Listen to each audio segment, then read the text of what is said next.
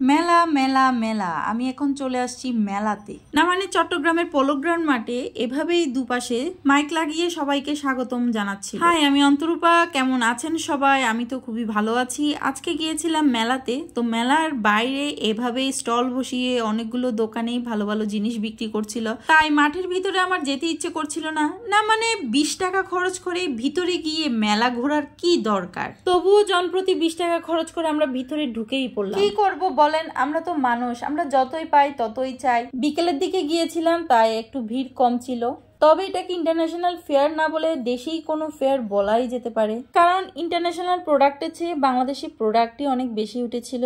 তো আমি প্রথমেই সংসারে কাজে লাগানোর মতো কিছু আইটেম খুঁজছিলাম। বাই দ্য ওয়ে, আমাদের মেয়েদের বিয়ে হয়ে যাওয়ার পর জামা কাপড় ইনভেস্টমেন্ট না করে সংসারের টুকিটাকি কাজেই ইনভেস্ট করে থাকি। এদিকে আমার মেয়ে মেলায় আসার সাথে সাথেই তো এটা কিনে দাও ওইটা কিনে দাও বলে মাথা খারাপ করে নিচ্ছিল, আর এদিকে আমি ঘর সাজানোর জন্য কিছু আইটেম দেখছিলাম বারবার। আর আমরা যখন গিয়েছিলাম তখন মেলা একদমই ফাঁকা ছিল, সেজন্য অনেকখানি ঘুরতে পেরেছি। আর আমি কতগুলো ম্যাট দেখছিলাম, ম্যাটগুলো অনেক সুন্দর লেগেছে আমার, কিন্তু কি যে দাম দিচ্ছিল সেজন্য নিতে ইচ্ছে করছিল না। তারপরও যাই হোক, দুটো নিয়েছিলাম বড়গুলো, আর ছোট ছোট কয়েকটা নিয়েছিলাম যাতে এগুলো রান্নাঘরে ইউজ করতে পারি, সেজন্য প্রায় 4টার মতো নিয়েছি। এগুলো অনেক দাম ছিল, তারপরে কি আর করার, যখন এসছি তখন তো কিছু না কিছু কিনতেই হবে। আর কোনো জিনিস দেখলে সেটা না কিনে বাসায় গেলে একদম খারাপ লাগে, তাই নিয়ে নিলাম। আর এদিকে অনেক রকমের 150 টাকা করে ব্যাগ বিক্রি করছিল, কিন্তু আমি কোনো ব্যাগ নিইনি আপাতত। তো এইদিকে দেখেন আমার জামাইয়ের অবস্থা, যেগুলো নিয়েছে সেগুলো ওকে ধরিয়ে দিয়েছি, বললাম যে আমি নিতে পারবো না কোনো কিছু, তুমি রাখো সাথে। ঘরে সাজিয়ে রাখার জন্য ছোট ছোট কিউট কিউট কিছু পুতুল দেখছিলাম, যেগুলো খুবই সুন্দর। এই ছোট ছোট কিউট কিউট পুতুলগুলো নাকি একটা 150 টাকা করে, সেজন্য নিইনি। আর এখানে যত দোকানে যাই না কেন সব দোকানেই কিন্তু ফিক্সড রেট, কোনো দরদাম করা যাচ্ছিল না। তারপর আমি চলে গেলাম লক এয়ার রিং কেনার জন্য, মানে আমার শাশুড়ি মায়ের জন্য। তারপর অনেকগুলো দোকানেই ঘুরলাম, কিন্তু তেমন একটা খুব ভালো লাগেনি আমার, তবে অনেকগুলো কালেকশন ছিল, কিন্তু আমার কাছে আপাতত এগুলো প্রয়োজন হচ্ছিল না, তাই নিইনি। অনেক রকমের ভ্যারাইটিস আইটেম ছিল, কিন্তু আমি তো ওখান থেকে চোখ বন্ধ করেই চলে এসেছি, কারণ যে আইটেমগুলো দেখছিলাম আমার তো পুরো মাথা নষ্টই হয়ে যাচ্ছিল। তাই কিছুক্ষণ এদিক ওদিক দেখে শুনে তারপর চলে গিয়েছিলাম কিডস প্লে জোনে। সেখানে গিয়ে কিছুক্ষণ সময় কাটালাম, ওটি কিছুক্ষণ ঘুরলো। তবে মেলার অন্য সাইড থেকে এই সাইডে অনেক বেশি লোকজন ছিল, কারণ বাচ্চারা এখানে অনেক খেলাধুলা করছিল সেজন্য। আর আমি তো পুরো ভয় পেয়ে গেছিলাম। এই নৌকাতে উঠতে বলেছিল প্রথমে, কিন্তু আমার প্রচন্ড ভয় লাগে এসবে উঠতে, সেজন্য আমি উঠিনি। তো প্রথমে দোলনাতে উঠলো, ওরে বাবা যেভাবে রাউন্ড করে করে ঘুরাচ্ছিল, আমার তো এখানে দাঁড়িয়ে থেকেই মাথা ঘুরছিল। তারপর আরেকটা রাইডারে উঠলো, এটাও কেমন জানি গোল গোল করে ঘুরাচ্ছিল, আমার মাথা বন বন করে ঘুরছিল তখন।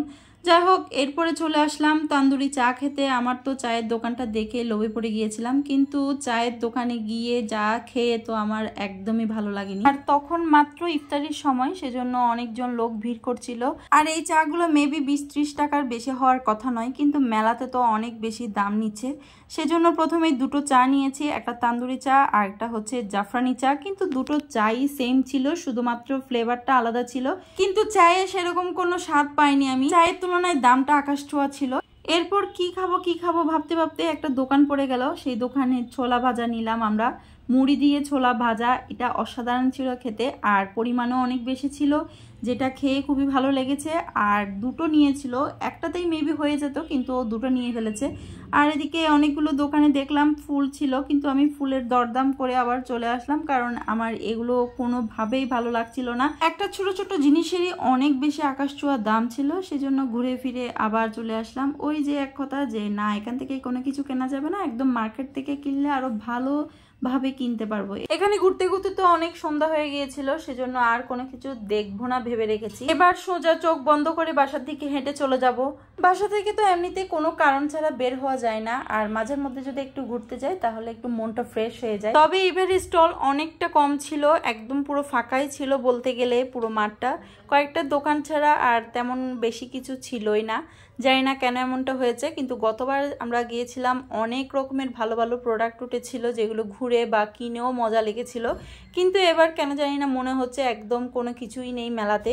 তারপরও কয়েকটা ঘরের জিনিস, টুকটাক জিনিস কিনলাম। আর কোনো কোথাও গেলে তো কিছু কিনতেই ইচ্ছে করে, যেটা দেখি না কেন ছোটোখাটো জিনিস কিনলে ভালো লাগে। তো যাই হোক, কয়েকটা জিনিস কিনে আমরা চলে আসবো। এরপরে দেখলাম এখানে ফ্রি অফার চলতেছিল, আর ওখানে গিয়ে দেখলাম যে একটা ওভেন কিনলে নাকি 10 রকমের আইটেম ফ্রিতে পাওয়া যাবে, কিন্তু আমাদের তো কোনো ফ্রিতে আইটেম বা ওভেনেরও দরকার ছিল না, সেজন্য আমরা এরপরে ব্যাক করেছিলাম। সো এখানে ডেকোরেশন, বাইরের ডেকোরেশনটা অনেক সুন্দর ছিল, আর বাইরে অনেক রকমের দোকান ছিল, ওগুলো ঘুরলেই হতো। কিন্তু আমার এই ধরনের খাবারগুলো খুবই একটা ভালো লাগে না, কিন্তু আমার অদ্রি আর অদ্রির বাবার তো খুব ফেভারিট জিনিস ভাজা পোড়া, কিন্তু ওদের খাওয়া দেখে লোভে আমার জিভে জল চলে আসছিল। একটা নিয়ে নিলাম প্যাক করে, বাসায় গিয়ে খাবো। তারপর সেখান থেকে বেরিয়েই পড়লাম। দিনের আলোর চেয়ে রাতের অন্ধকারটা অনেক বেশি সুন্দর লাগছিল, কারণ সব জায়গায় অনেক লাইটিং করেছে। আর আসার সময় আমার জামাই তো আমাকে বারবারই গুতাচ্ছিল যাতে কাঁকড়া ভাজাটা এখনই খেয়ে পেলেও ভীষণ খাবার পাগল মানুষ। ওকে বারবার একটা কথাই বুঝাচ্ছিলাম যে অন্তত বাসায় যাই, বাসায় গিয়ে সবাই একসাথে মিলে খাবো। ফাইনালি 20 মিনিটের মধ্যেই আমরা বাসায় পৌঁছে যাই, কারণ রাস্তা খুবই ফাঁকা ছিল। কি কি এনেছি দেখেন, কতগুলো চিপস নিয়ে এসেছি, হোমমেড চিপস। এগুলো আমার মেয়ে আবার খেতে খুবই পছন্দ করে, আমিও মাঝের মধ্যে খাই। আর একটা বটল নিয়েছি, একটা হ্যান্ড ব্লেন্ডার নিয়েছি, আর একটা পুতুল নিয়েছি অদ্রির জন্য। অদ্রি তো এটা আনার সাথে সাথে হাত ভেঙে ফেলেছে। সাথে নিয়েছিলাম কাপড়ের ক্লিপ। আমার বাসায় আবার কাপড়ের ক্লিপ থাকে না, ছাদে শুকাতে দিলেই সেগুলো কে জানি চুরি করে নিয়ে যায়, সেজন্য বারবার কিনতে হয়। আর এক জোড়া ইয়াররিং কিনেছি, আর একটা শোপিস নিয়েছি যেটা সুইট হোমের।